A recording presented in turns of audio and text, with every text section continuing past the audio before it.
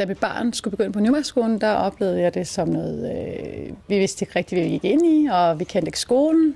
Men vi har så fået noget positivt ud af det, for det var mine børn, de er rigtig glade for at gå på skolen, og det har været super godt. Fokus på sundheden, den synes jeg også er super. Altså, der er både kantinen, og der er sund mad, og det er et godt supplement til madpakken. Og så har de hjemkundskab i år.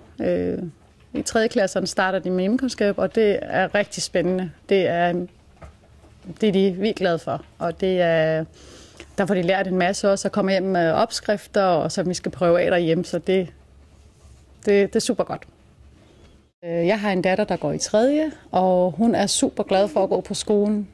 Hun kommer hjem og er glad, og hun står op og gerne vil i skole. Hun synes, det er rigtig godt. Både hendes lærer og kammerater og SFO'en er hun specielt glad for.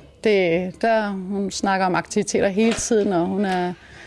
Jamen, det er kun positivt. Jeg kan kun varmt anbefale.